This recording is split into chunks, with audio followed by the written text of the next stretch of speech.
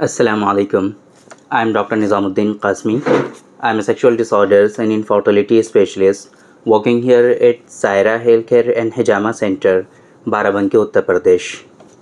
देखिए, erectile dysfunction या फिर सेक्सुअल डिसऑर्डर्स जो हैं बहुत ज़्यादा कॉमन है आजकल लोगों में।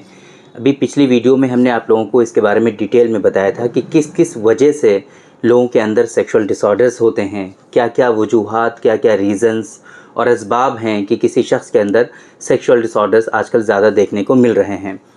वो सारी डिटेल हमने पिछली वीडियोस में डिस्कस की हुई हैं। आज के इस वीडियो में जो असल मकसद है आप लोगों को बताने का वो ये है कि अगर आप इरेक्टाइल डिसफंक्शन से सफ़र कर रहे हैं, अगर आप इस मर्ज़ में मुब्तला हैं, तो फिर किस तरीक़े से आप इसका इलाज कर सकते हैं और वो कौन कौन सी ख़ास मेडिसिन्स हैं जिनका इस्तेमाल इस सिचुएशन में किया जाता है।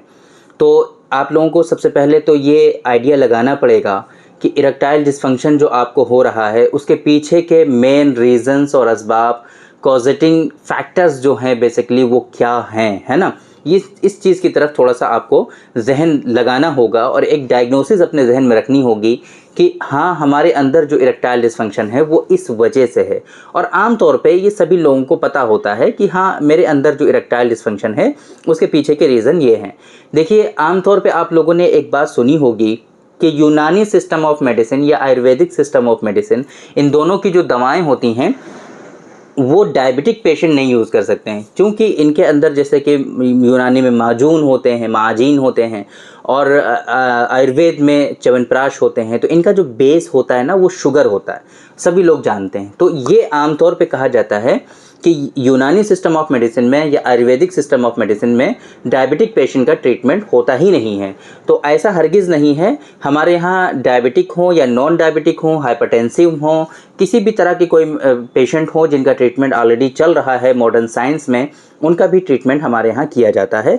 तो आज की इस वीडियो में इस बात का ख्याल रखते हुए आप लोगों को हम कुछ मेडिसिन बताएंगे कि अगर आप डायबिटिक हैं, अगर आपका जो ब्लड शुगर लेवल जो है वो बढ़ा हुआ है या आप इंसुलिन ले रहे हैं ऑलरेडी, तो आपके लिए कौन कौन सी दवाएं हैं जिनका इस्तेमाल आप कर सकते हैं।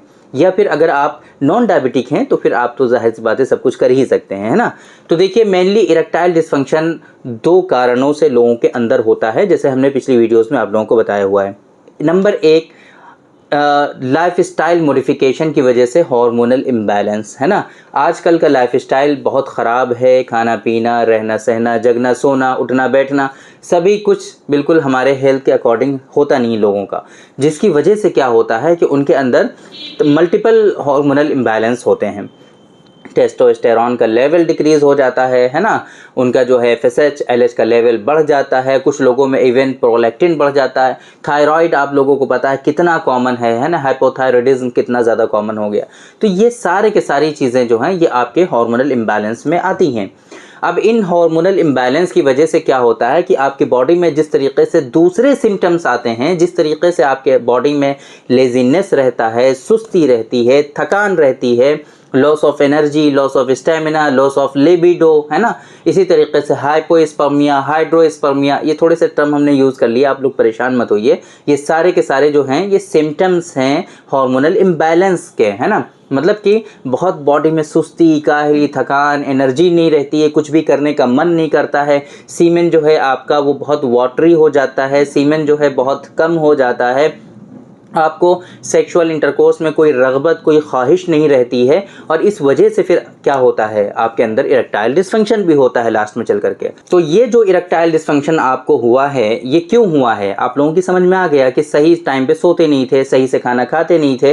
ये लाइफस्टाइल मॉडिफिकेशन, बेड लाइफस्टाइल की वजह से जो हार्मोनल इम्बैलेंस है आपके अंदर, उसकी वजह से इरेक्टाइल डिसफंक्शन हुआ है। तो अगर ऐसी सिचुएशन है आपके अंदर, तो ऐसी सिचुएशन में आप कुछ मेडिसिन्स हम बता रहे हैं आपको, उनका इस्तेमाल करिए इंशाल्लाह। अगर आप नॉन डायबिटिक हैं तो इनका इस्तेमाल करिए। डॉक्टर कासमीज़ नुस्खा नंबर 129, है ना। सीमेन की क्वालिटी को इम्प्रूव करेगा ये। स्पर्मोजेनिक पाउडर, नॉन डायबिटिक डायबिटिक दोनों लोग इसका इस्तेमाल करेंगे। इसी तरीके से अगर आप डायबिटिक नहीं हैं तो डॉक्टर कासमीज़ नुस्खा नंबर 107 बहुत इफ़ेक्टिवनेस रखता है इरेक्टाइल डिसफंक्शन के मरीज़ों में। अगर आप इरेक्टाइल डिसफंक्शन के मरीज़ हैं तो आप इसका इस्तेमाल करिए, इंशाल्लाह आपको बेहतर इरेक्शन फ़ील होने लगेगा। अगर आप डायबिटिक हैं तो आप जो है डॉक्टर कासमीज़ नुस्खा नंबर 113 नंबर की जो गोलियां हैं डेली रात में आप एक इस्तेमाल करिए सोते टाइम। इंशाल्लाह धीरे धीरे ये सिचुएशन जो है आपकी ये इसमें रिकवरी होने लगेगी। इसी तरीके से अगर आप टेम्परेरी बेसिस पे प्लेजर चाहते हैं कि वक्ती तौर पे आपको ये जो परेशानी हो रही है इससे छुटकारा मिल जाए और जो अभी फ़िलहाल की जो सिचुएशन है इसमें आपको फ़ायदा हो जाए और शर्मिंदा ना होना पड़े, तो इसके लिए हमारा कैप्सूल की फॉर्म में मेडिसिन है। डायबिटिक नॉन डायबिटिक दोनों तरह के लोग इस्तेमाल कर सकते हैं। उसको हम कहते हैं नुस्खा ख़ास का आप इस्तेमाल करिए, है ना।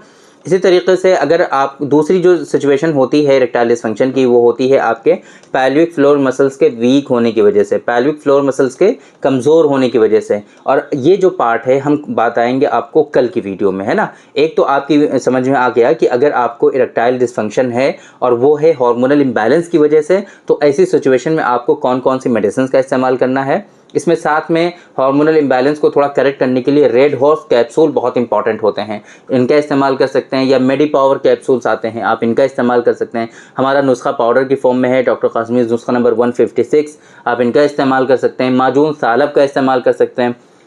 ये सब डिपेंड करता है कि आपका जो हार्मोनल इम्बैलेंस है वो किस कैटेगरी का है, किस लेवल का है ना। टेस्टोस्टेरोन का लेवल कितना है आपके अंदर, वो सारे आपकी हिस्ट्री से भी पता चल जाता है और फिर आप लोग इन्वेस्टिगेशन कराते हैं तो उससे भी पता चल जाता है कि हाँ अब ऐसी सिचुएशन में आपको कौन सी मेडिसिन रिकमेंड करनी चाहिए। तो बेहतर तो यही है कि आप डायरेक्टली हमसे कंसल्ट करिए। डिस्प्ले पे आपको नंबर हमारा शो हो रहा है 9452580944, इसी नंबर पर आप हमारा अपॉइंटमेंट जो है बुक कर सकते हैं। या अगर आप डायरेक्टली मेडिसिन का ऑर्डर करना चाहते हैं तो इसी नंबर पे कॉल करके या व्हाट्सएप पे मैसेज करके आप मेडिसिन का भी ऑर्डर प्लेस कर सकते हैं। तो उम्मीद करते हैं कि आप लोगों को आज की इस वीडियो से ज़रूर फ़ायदा हुआ होगा।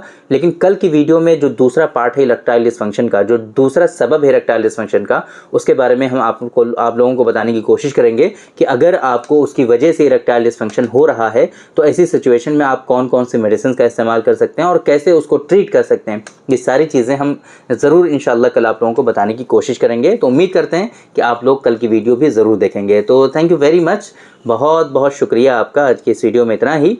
इंशाल्लाह कल फिर मुलाकात होगी आपसे एक दूसरी वीडियो में। हम डिस्कस करेंगे आपसे इरेक्टाइल डिसफंक्शन के लिए कुछ ख़ास और मेडिसिन के बारे में। तब तक के लिए आप हमें इजाज़त दीजिए। अस्सलामु अलैकुम।